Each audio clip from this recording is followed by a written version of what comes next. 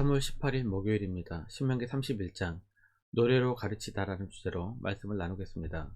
먼저 기도로 시작하신 후 성경을 1회 3회 읽기 바랍니다. 꾸준한 영성훈련은 당신의 인생을 변화시킵니다. 말씀 다 묵상하셨습니까? 첫 번째, 모세의 위대함. 2절입니다. 그들에게 이르되 이제 내 나이 120세라 내가 더 이상 출입하지 못하겠고 여호와께서도 내게 이르시기를 너는 이 요단을 건너지 못하리라 하셨느니라.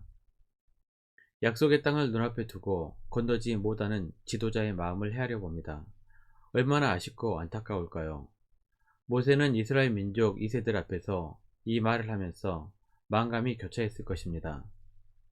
모세는 애굽의 왕자로 40년을 보내다가 미디안 광야로 도망쳐 목자로 40년을 보내고 있을 즈음 80세에 하나님의 부르심을 받았습니다.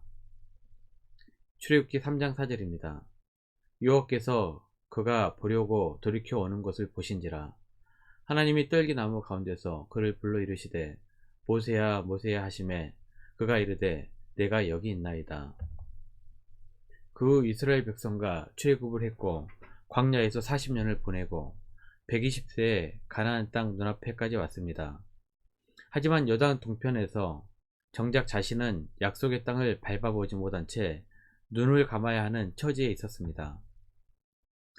누구나 바라는 바를 성취해내야 만족할 것입니다. 하지만 하나님을 믿는 성도는 좀 더 큰 틀에서 생각해야 합니다. 모세는 광야 40년까지만 허락이 되었습니다. 하나님께서 뜻하신 바가 있으셔서 모세는 멈춰야 할 곳에서 멈췄습니다. 사람의 기준으로는 목표를 이루지 못했고 성공하지 못한 인생으로 평가할 것입니다. 하지만 하나님의 기준으로 모세는 하나님의 뜻에 순종한 위대한 인물이었습니다. 하나님께서 가라고 하시면 가고 멈추라고 하면 멈출 줄 아는 순종하는 자가 믿음 안에서 성공한 사람이고 하나님께서 인정하시는 위대한 인물입니다. 두 번째, 두려워하지 말라. 7절입니다. 모세가 여호수아를 불러 온 이스라엘의 목전에서 그에게 이르되 너는 강하고 담대하라. 너는 이 백성을 거느리고 여호와께서 그들의 조상에게 주리라고 맹세하신 땅에 들어가 그들에게 그 땅을 차지하게 하라. 가나안 땅에 들어갈 수 없었던 모세는 지휘권을 여호수아에게 위임합니다. 지도자의 교체는 공동체의 불안한 요소가 될 수 있습니다.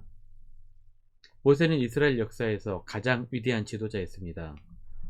위대한 지도자를 잃는다는 것은 이스라엘에게 시리와 두려움에 빠지게 될 요소였습니다. 그래서 모세는 이스라엘에게 용기와 희망을 주는 말합니다. 6절입니다. 너희는 강하고 담대하라. 두려워하지 말라. 그들 앞에서 떨지 말라. 이는 네 하나님 여호와 그가 너와 함께 가시며 결코 너를 떠나지 아니하시며 버리지 아니하실 것임이라 하고, 지도자는 공동체에게 소망을 심어 주어야 합니다. 그 희망은 인간적인 것이 아니라 하나님으로부터 비롯되어야 합니다. 하나님께서는 모든 것을 준비해 놓으신 여호와 일의 하나님이시고 승리를 가져다 주시는 여호와 니시의 하나님이십니다. 출애굽기 17장 15절 16절입니다. 모세가 제단을 쌓고 그 이름을 여호와 니시라 하고 이르되 여호와께서 맹세하시기를 여호와가 아말렉과 더불어 대대로 싸우리라 하셨다 하였더라. 여호수아도 위대한 선임자 앞에서 몹시도 두렵고 떨렸을 것입니다. 하지만 이것도 인간적인 생각입니다. 이스라엘 공동체의 지도자는 모세도 여호수아도 아니고 여호와 하나님이시기 때문입니다. 모세와 여호수아는 하나님의 인도하심 아래 사명감을 가지고 사역을 감당했던 사람일 뿐입니다. 시편 5편 2절입니다. 나의 왕 나의 하나님이여 내가 부르짖는 소리를 들으소서. 내가 주께 기도하나이다. 시편 74편 12절입니다. 하나님은 예로부터 나의 왕이시라. 사람에게 구원을 베푸셨나이다.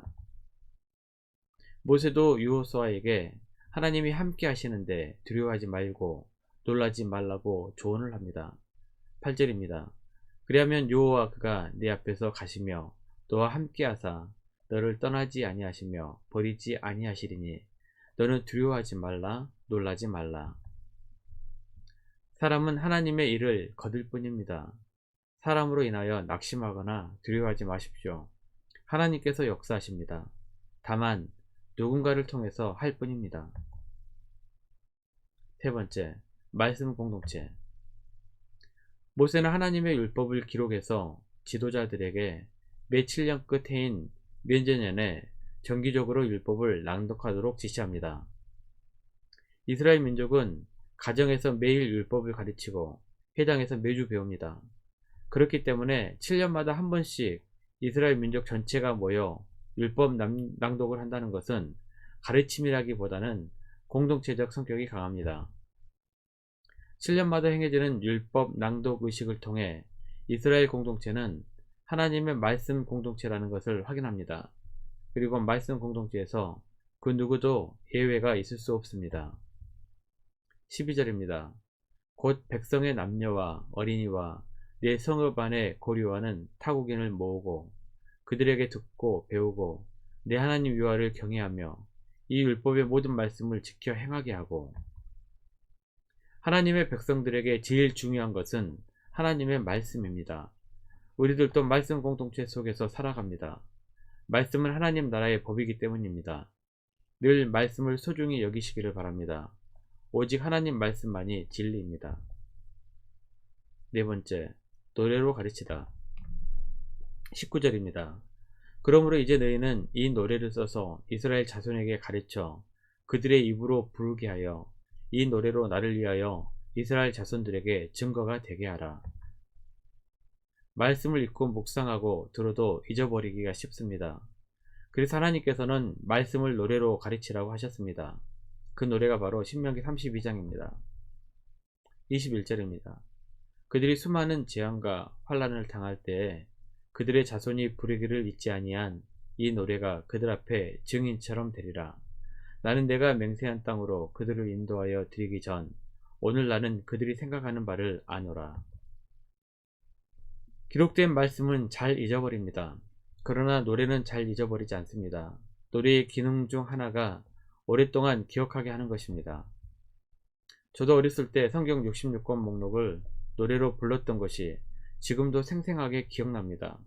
노래들은 잘 잊어버리지 않습니다. 성경에는 오랫동안 기억할 수 있도록 노래로 말씀을 전달한 경우가 있습니다. 출애굽 직후 모세의 노래, 미리암의 노래 등이 있습니다. 노래는 가르침의 기능뿐만 아니라 하나님께 영광을 돌리는 기능도 있습니다. 에베소서 5장 19절입니다. 시와 찬송과 신령한 노래들로 서로 화답하며 너희의 마음으로 주께 노래하며 찬송하며. 말씀 요약합니다. 첫 번째, 하나님께서 가라고 하시면 가고 멈추라고 하면 멈출 줄 아는 순종하는 자가 믿음 안에서 성공한 사람이고 하나님께서 인정하시는 위대한 인물입니다. 두 번째, 신령한 노래를 사모하십시오. 하나님의 말씀이 입술에 끊이지 않는 노래가 되시기를 바랍니다. 1년 성경 일독 주간 계획입니다. 오늘은 목요일 사무엘상 15장에서 17장 말씀을 천천히 묵상하십시오. 3월 중보 기도 제목입니다. 5가지 기도 제목을 놓고 하나님과 충분한 교제 시간을 가지시기 바랍니다. 가정에서 기도하시기 힘드신 분들은 주중 기도의 시간을 이용하시면 됩니다. 새벽 6시부터 밤 10시까지입니다. 하루 30분씩 최선을 다하시기 바랍니다. 그러면 여러분의 삶이 변화될 것입니다. 영상을 다 보신 분들은 확인 문자를 보내시거나 유튜브에 댓글로 달아주시면 정기적인 영성 훈련에 도움이 될 것입니다. 오늘 하루도 승리하시기를 기도합니다.